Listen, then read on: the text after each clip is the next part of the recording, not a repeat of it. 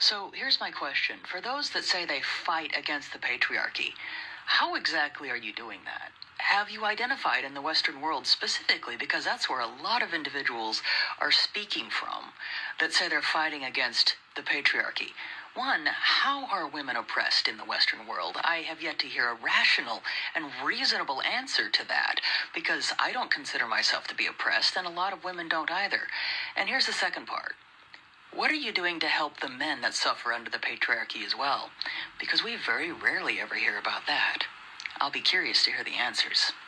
So this is what's known as a layup. Light work. Very easy to answer. In fact, I've answered this question several times before. In fact, I have a whole playlist of videos just about this topic. And this is not all of them. I have more. I just haven't added them to this playlist yet. This video can be like a cliff notes if you need a single video to answer like a bunch of questions. So first, what is a patriarchy? The two major definitions are one, on a family scale, where in a family the man is the head of the household and the family's bloodline and lineage are traced through the male line. So you have the man's last name and all of that stuff, right? Now that is the typical setup in America. When people get married, the woman usually takes the man's last name. The children usually have the man's last name. That is what's typical and expected here in America. So on a family scale, we're generally considered a patriarchy. On a systemic scale, like for a country, a patriarchy is a system where men hold the majority of the power in that system, in that country, in that culture, whatever. In America, we've got three branches of government that run our country. The legislative branch, which writes our laws, our policies, our rules,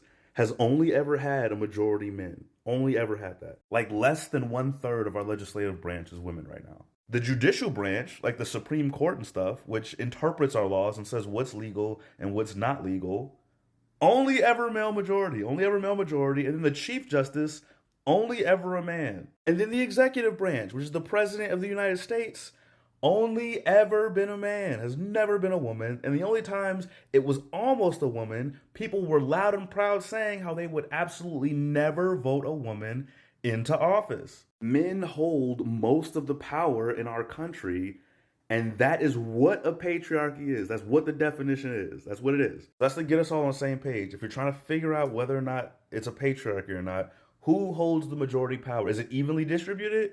Is it mostly men? Is it mostly women? That's how you figure that out. It's not about who suffered more. It's not about who has to deal with more bullshit or who's in more danger. It's about who holds the power in the society, right? Are we all here? We're all on the same page now?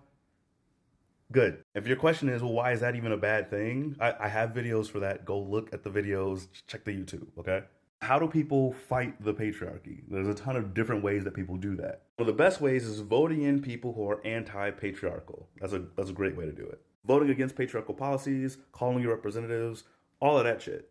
Protesting patriarchal policies, like a policy that forces women to carry children that they don't want to have. And by the way, that's one example of how women can be oppressed, is by forcing them to have kids they don't want. What I do, personally, my thing is making videos. I make videos on hundreds of different topics.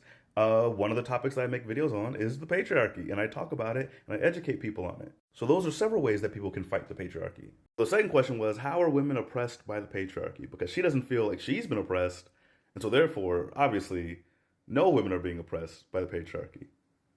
For sure.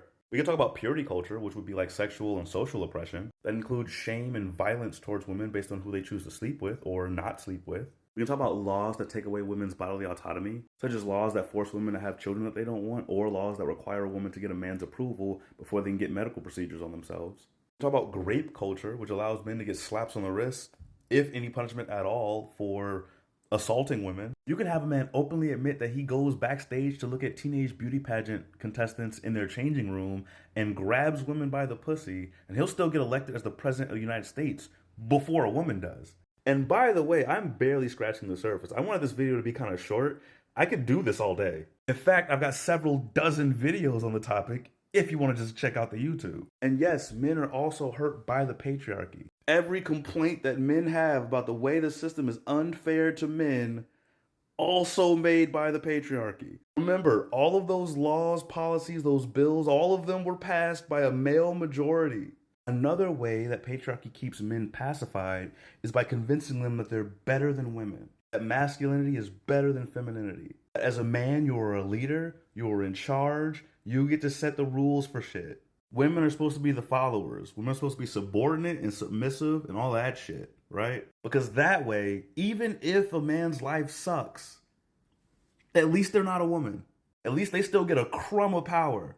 And one of the ways that I help men who are affected by the patriarchy is by dispelling a lot of these ridiculous ideas behind masculinity and femininity, especially more toxic ones, and replacing those with more healthy ideas of those things. Which I do a lot of that too. If you would go look at the YouTube, I spend a lot of my time talking about how men have to sacrifice who they are in order to appease this idea of masculinity set up by the patriarchy. And there's other men who make content similar to mine. You've got Speech Prof, you've got Will Hitchens, you've got Professor Neil, you've got like a bunch of people who also make content about these things. So that's my take on it. For me personally, it is wild to hear a woman say that she's never heard a rational or reasonable example for how women are oppressed. That is, to me, that is fucking bonkers. But you guys can let me know what you think in the comments. Thank you for watching. I will see you in the next video.